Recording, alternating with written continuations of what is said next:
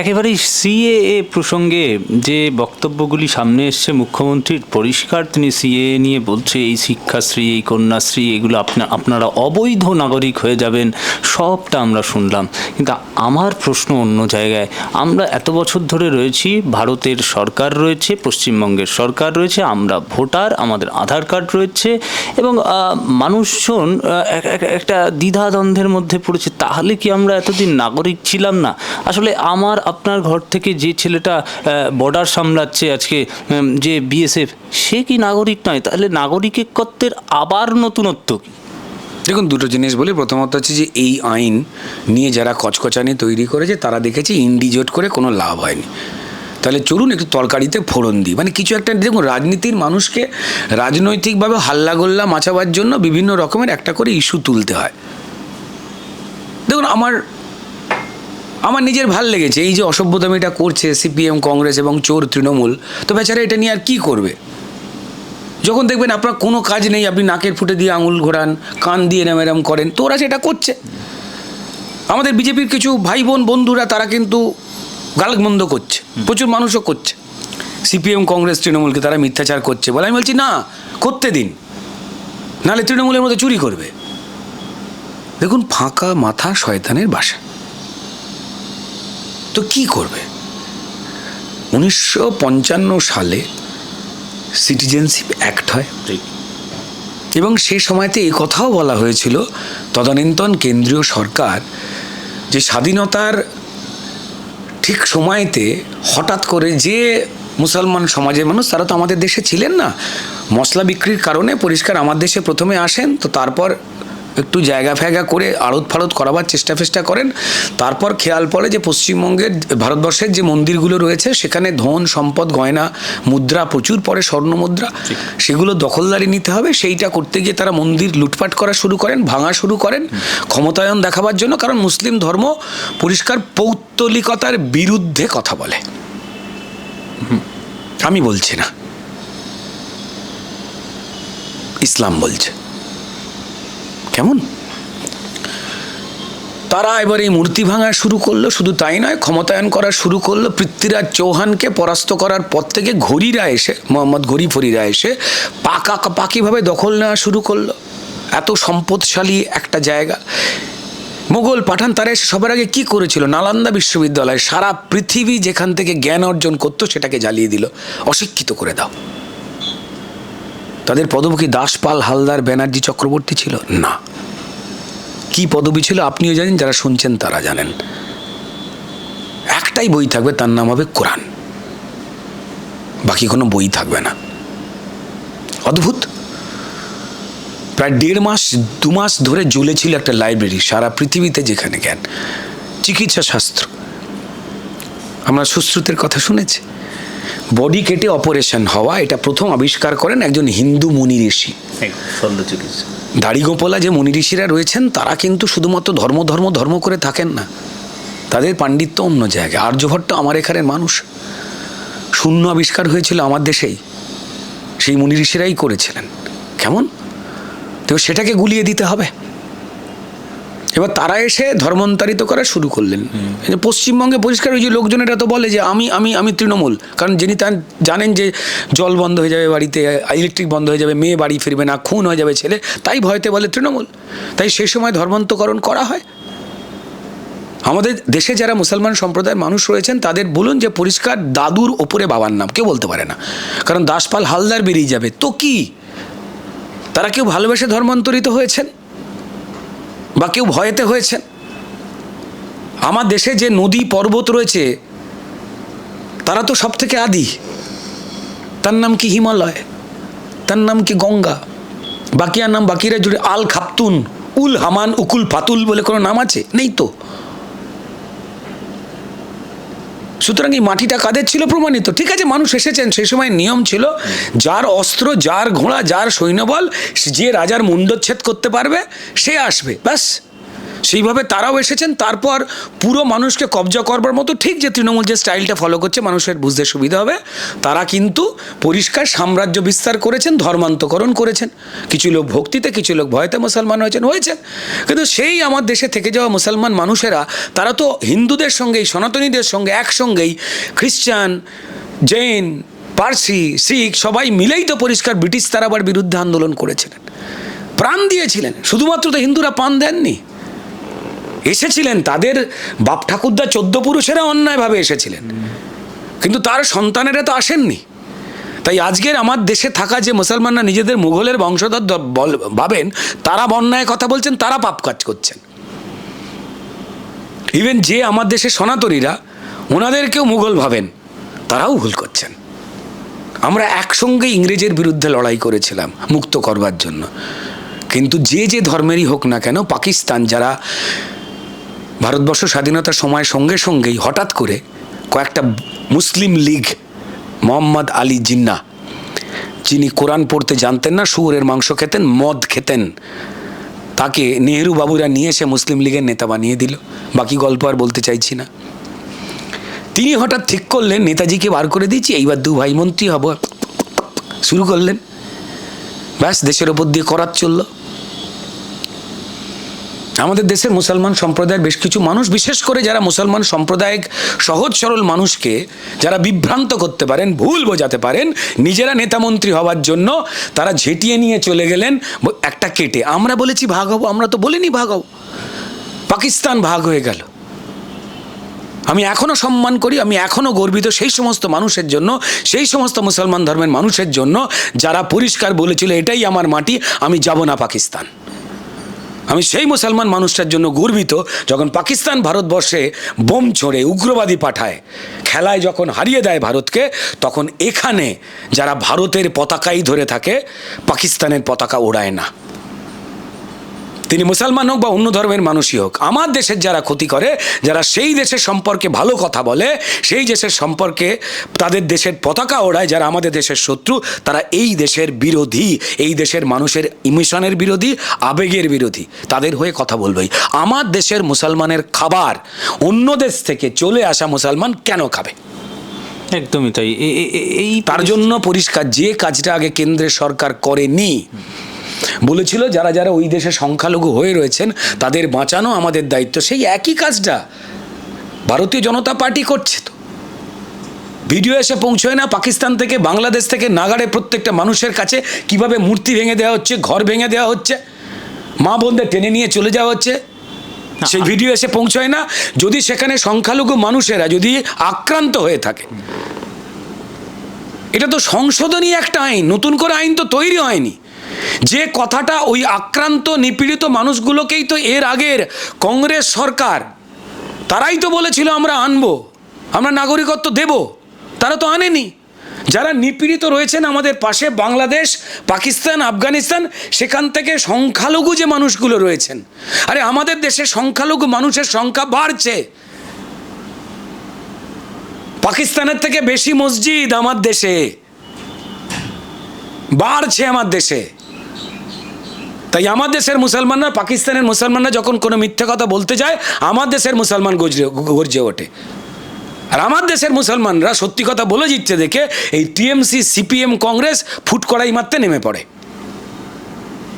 খেলা সবাই জানে, তারা কেউই চায় না মুসলমান ধর্ম থেকে লিডার উঠে আসুক। এই যেটা দল হয়েছে না, এটি মুসলিম ছেলে উঠে আসছে না, আব্বাস সিদ্দিকি, সিপিএম ভালো চোখে দেখে নাকি তাকে?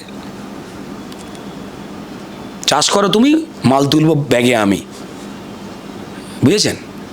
আব্বাস সিদ্দিকি ধর্মীয় গুরু, সেকুলার, বিমান বসুরা পাশে বসায়নি এর আগে ব্রিগেডে? মানে চষে মরবে তুমি, ধান তুলবো আমি, জোট বলেনি? মধ্যখানে আব্বাস বাবু এবং নওশাদ, লড়াকু ছেলে, আমাদের সঙ্গে মেলে না, তাদের একদম উল্টো দিকে ভাবে। কিন্তু পরিষ্কার দেখুন, পশ্চিমবঙ্গে পরিষ্কার সিপিএম, কংগ্রেস, টিএমসি, সাধারণ মানুষ, নির্দল, তিনি যাকেই চোর বলুক, সেই চোর তো তৃণমূলকেই বলবে। আক্রান্ত তো হতে, আমাদের 200-র উপরে কর্মীর প্রাণ গেছে, এমনি ভালোবেসে তৃণমূল প্রাণ কেড়ে নিল। বিজেপির সঙ্গে সেটিং আছে বলে যারা লোকে বলে এই ঢপবাজ গম্ভীর মুখো সিপিএম, অসহায় অধীরবাবুর লোকাল কংগ্রেস, না আমি আসামের ছবিটা যদি একটু দেখি, সম্পূর্ণ আলাদা কারণে আসামকে জড়িয়ে দিয়ে আপনারা সিপিএমের দালালি করবেন না। আসামের ভাষাগত একটা সমস্যা, আন্দোলন অনেক আগেই হয়েছিল। আসামের যারা মানুষ রয়েছেন তাদের সম্পূর্ণ আলাদা সেন্টিমেন্ট। আর ডিটেনশন জুয়া খেলা ভারতবর্ষে সব জায়গায় বৈধ, গোয়াতে কিন্তু খেলা হয়। ঋত্বিক রোশনের হিরো হিসেবে হাতে 6টা আঙুল, তার মানে হিরো হতে গেলে 6টা আঙুল লাগবে। অসহায় সিপিএম যত বেশি বদমাইশি করা বন্ধ করবে তত তাদের বেঁচে থাকবার পক্ষে মঙ্গল। ডিটেনশন ক্যাম্প আপনার বাড়িতে আছে, আমার বাড়িতে আছে, না কালীঘাটে মমতা বন্দ্যোপাধ্যায়ের বাড়িতে আছে, নাকি অভিষেক বন্দ্যোপাধ্যায় গরিব যার নাকি জীবিকা চলে গেছে, বউ বাচ্চাকে খাওয়াতে পারছে না বলে বেড়াচ্ছে যে রাস্তার উপরে 50 কোটি টাকার বাড়ি বানিয়েছে, সেটা ডিটেনশন ক্যাম্প। তার ইট বালি চুন সরকি সিমেন্ট তৃণমূলের কোন সিন্ডিকেট থেকে এসছে? কোথায় ডিটেনশন ক্যাম্প? এখানে পশ্চিমবঙ্গে কোথায়? ঢপবাজির একটা লিমিট আছে। সিপিএম যে পদ্ধতিতে বাংলাদেশি মুসলমানকে ঢুকিয়েছিল, ভাই আমার দেশের মুসলমান কি আপনি বলবেন পাপ করেছেন? আমার দেশের সরকার গরিবের কাছে বিভিন্ন পরিষেবা পাঠাবার জন্য সে বাড়ি পাঠাচ্ছে, আবাস যোজনা, সে চাল ডাল পাঠাচ্ছে, রেশন পাঠাচ্ছে, সে রাস্তা পাঠাচ্ছে, জল জীবন পাঠাচ্ছে আমার দেশের হিন্দুর জন্য, আমার দেশের মুসলমানের জন্য। আমি সেক্ষেত্রে বাংলাদেশের মুসলমানকে ঢুকিয়ে দেবো? আরে যিশু খ্রিস্টের দেশ তো লন্ডন, ইংল্যান্ড, ইউরোপ, আমেরিকাও তো তাই। তা বলে সে ঢুকিয়ে দেবে ওখানে? কোনো দেশে রয়েছে যে কোনো দেশের মানুষ আমি বাংলা বলতে পারি বলে এরকম করতে করতে এই পাঞ্জাবি পরে বাংলাদেশের তারাক্কা করতে ঢুকে যাব? ঢুকতে দেবে সে? বাংলাদেশের মানুষেরা খেতে পায় না, তাদের থেকে আমাদের টাকার দামটা বেশি, তাই তারা ভালো করে বেঁচে পড়তে থাকবার জন্য এখানে আসতে চায়। আর তৃণমূলের লোকাল বর্ডারের নেতা ঠিক এর আগেই যেটা সিপিএম করত, যার বিরুদ্ধে মমতা বন্দ্যোপাধ্যায় আন্দোলন করত, সিএএ হওয়ার জন্যই যে ভদ্রমহিলা যিনি পার্লামেন্টে স্পিকারের কাছে এই বিরুদ্ধে সিপিএমের বিরুদ্ধে যেভাবে ইনফিল্ট্রেশন করাচ্ছে, মানুষ ঢোকাচ্ছে, তার বিরুদ্ধে কথা বলবার সময় পাননি বলে তিনি কাগজ ছুঁড়ে মেরেছিলেন, ঠিক সেম ক্ষমতায় উনি চলে আসবার পর তাই করছেন। আগে হাতে লেখা রেশন কার্ড ছিল, সিপিএম করে দিত বর্ডার লাইনে। এখন মমতা বন্দ্যোপাধ্যায় পরিষ্কার বলবে যে পরিচয়পত্র তো ভাই সেন্ট্রাল গভর্নমেন্ট দেয়। কারেক্ট, ঠিকই বলছেন, কিন্তু সেন্ট্রাল গভর্নমেন্ট যে পরিচয়পত্র কাউকে দিচ্ছে ভারতবর্ষের, সেই পরিচয়পত্র দেওয়ার যে অনুমোদনপত্র তা দেওয়ার ক্ষমতা রয়েছে জনপ্রতিনিধিদের। বর্ডার লাইনে তৃণমূলের যত গ্রাম প্রধান রয়েছে, যত এমএলএ রয়েছে, এমপিরা রয়েছে, তারা দেয়, টাকার বিনিময় দেয়, সেটাকে দিয়ে উগ্রবাদী ঢোকায়। যে রোহিঙ্গাদের, যে মুসলমান রোহিঙ্গাদের বাংলাদেশ মেরে তাড়িয়ে দিচ্ছে, যে মুসলমান রোহিঙ্গাদের পাকিস্তান মেরে তাড়িয়ে দিচ্ছে, সেই রোহিঙ্গাদের কোলে তুলে নিচ্ছে শেখ শাহজাহানরা, ডিল করছে কিভাবে ঢোকাচ্ছে মমতা বন্দ্যোপাধ্যায়ের কল্যাণে। এবং যে কারণে বারবার কেন্দ্র সরকার বর্ডার ঘেরবার জন্য জমি চাইলেও মমতা বন্দ্যোপাধ্যায় দিচ্ছে না। এই কাজ সিপিএমও করেনি, মমতা বন্দ্যোপাধ্যায় করছে না। ঠিক যে কারণে সিপিএমের বিরুদ্ধে উনি চেঁচাতেন, ঠিক সেই কাজটা ক্ষমতায় এসে উনি সেটা করছেন এবং মুসলমান সম্প্রদায়কে খেপাবার চেষ্টা করছেন। সবাই সেটা বুঝে গেছে বলে আজকে মুসলমান সম্প্রদায় তারা কেউ হুজ্জুতি করছে না। চেঁচাচ্ছে কে? কুই কুই করে সিপিএম আর ঘেউ ঘেউ করে তৃণমূল। মানুষ বোকা। কি মনে হয় যে পরিষ্কার আমাদের যারা মুসলিম সম্প্রদায়ের ভাই বোন রয়েছে তারা সাংবাদিক হলে তৃণমূল সিপিএমের গা জ্বলছে, তারা লয়ার হয়ে গেলে তৃণমূল সিপিএমের গা জ্বলছে, তারা ডাক্তার হয়ে গেলে তৃণমূল সিপিএমের গা জ্বলছে? কেন শিক্ষিত হয়ে যাবে? কেন এই 30% ভোটটাকে আমি কবজা করতে পারছি না? মমতা বন্দ্যোপাধ্যায় আশা ছেড়ে দিয়েছেন, তাই আগ্রাম বাগ্রাম বকে যাচ্ছে। লোকে চোখের সামনে দেখতেই পাচ্ছে যে পরিষ্কার কেন্দ্রের একটা সরকার দলমত নির্বিশেষে গরিব মানুষকে বাঁচাবার চেষ্টা করছেন। লাভার্থী বলা হচ্ছে তাদের, যারা এটা লাভ পেয়েছেন। আর একটা সরকার তো আসে দলমত নির্বিশেষে, আপনার পেশা নির্বিশেষে, আপনার পদবি না দেখে, আপনার নাম না দেখে আপনাকে পরিষেবা দেওয়ার জন্য। সেই কাজটাই তো করছে। এত পেছন ফাটছে কেন এদের? তাই অশান্তি লাগাও বাণী তৈরি করছেন তারা। চেপে যান, একটু রেস্ট নিন, মিথ্যে কথা বলা বন্ধ করুন, দেখবেন আপনারা বিধানসভাতেও সিট পাবেন, লোকসভাতেও কখনো মানুষ দয়া দাক্ষিণ্য করে একটা দুটো দিয়ে দিতে পারে। আমি চোরেদের কথা বলছি না, আমি দুটো অসহায়ের কথা বলছি। না, একদমই তাই। আমরা একেবারে শেষের দিকে এসে পৌঁছেছি। এখন শহরে দুটো শ্রেণী তৈরি হয়েছে এই সিএএ কে কেন্দ্র করে। কোনো শ্রেণী নেই, সম্পূর্ণ কোনো শ্রেণী, বাজে কথা বলছো। কোনো শ্রেণী নেই, কোনো দুটো শ্রেণী নেই, কোনো দুটো শ্রেণী নেই। জানিয়ে দিচ্ছি, কাগজ আমরা দেখাবো না। তোর কাগজ দেখায়, সব সময় সবার আগে নিজে কাগজ বার করে দেখায় বেটার ছেলে। প্লেনে ওঠবার আগে কাগজ দেখায়, বাথরুম করতে যাবার আগে কাগজ দেখায়, বিয়ে করতে যাবার সময় কাগজ বার করে, সব সময় কাগজ দেখায়। কাগজ দেখাবো না মানে? আর এক শ্রেণী বলছে কাগজ আমরা পাবো কোথায়? আবার বলে কে চেয়েছে? অনেকগুলো অপশন দেওয়া তো, কেন বাজার গরম করার চেষ্টা করছেন? আপনারা ছড়াবেন না এটা। এই সমস্ত ছাগলদের কথা বলছেন যারা পরিষ্কার দেশে মিথ্যে কথা বলে বেড়াচ্ছে, তিনি যে রাজনৈতিক দলেরই হোক না কেন, কেন বিভ্রান্ত করছে মানুষদের? সবাই জানে যে পরিষ্কার যারা ওই ৭১-এর সময় থেকে বাংলাদেশ থেকে আমাদের হিন্দুরা নমশূদ্ররা এখানে চলে এসেছিল, তারা কেউ পরিষ্কার কোনো ট্রান্সফার সার্টিফিকেট নিয়ে আসতে পারেননি। তারা সবাই জানে। তাদের নিজেদের পরিচয়পত্র প্রমাণ করবার জন্য অনেকগুলো অপশন দেওয়া রয়েছে, তার প্রতিবেশী বলে দিলেও হবে। সেই কথা বলছেন না কেন? অনেক সোজা আইনটা, জটিল করে খোঁজা ঠিক করে যাচ্ছে। এটা কি হয় না, আমার জোক আছে, আমি দর্শকদের উদ্দেশ্যে বলি। যেটি ছেলে না কিছুতেই বিয়ে করতে চাইতো না, যে কোনো পাত্রী তার মা নিয়ে আসতো, বলতো খুঁত আছে, এ তো দেখতে ভালো না, গায়ের রং ঠিক নেই। আচ্ছা গায়ের রং তো ঠিক আছে না, ওর পড়াশোনা ঠিক নেই। আচ্ছা পড়াশোনা তো ঠিক আছে না, ওর গলার আওয়াজ, কথা বলাটা খারাপ। তো মা একদিন সর্বাঙ্গ সুন্দর একটি মেয়ে, আমি সৌন্দর্যের অভিধান কী হবে আমি তার মধ্যে যাচ্ছি না, যা মানুষ পছন্দ করেন, সৌন্দর্যের ফর্সা হয় না, কালো হয় না, লম্বা হয় না, মোটা হয় না, বেটে হয় না, রোগা হয় না, কিচ্ছু হয় না। তো তার যেরকম সুন্দর বা ঠিক বলে মনে হয়েছে, সেই রকম এখন সব দিক থেকে নিখুঁত একজন মহিলাকে চয়েস করে নিয়ে আসেন, ছেলের সঙ্গে বিয়ে দেন। ফুলশয্যা হয়, ফুলশয্যার পরের দিন ভোরবেলায় মা যখন বাথরুম যাচ্ছে, মধ্যবিত্ত মা তো, অ্যাটাচ বাথরুম অনেকের বাড়িতে নেই, একটু দূরে হয়। মা যখন গামছা বাথরুম নিয়ে ভোরবেলা, ছেলের বিয়ে হয়েছে, ফুলশয্যা হয়েছে, বাথরুম যখন যাচ্ছেন দেখতে পাচ্ছেন রকে ছেলে এরকম করে বসে আছে।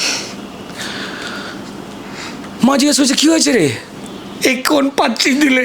বলে কোন পাত্রী দিলে মানে এর আবার কিসের খুঁত? এ তো সমস্ত কিছুই ভালো, মানে এমন কিছু খুঁত আছে যেটা আমায় বলা যাবে না? ফুলশয্যা গেছে, বলছে না বলা যাবে। তো কি বলা যাবে? এর আগে তুই বলেছিলি যে পরিষ্কার গায়ের রঙের প্রবলেম, চুলের প্রবলেম, চুল ছোট, চোখ টানা নয়, অমুক নয়, তমুক নয়, পড়াশোনা যায় না, রান্না ভালো নয়, গানের গলা ভালো নয়।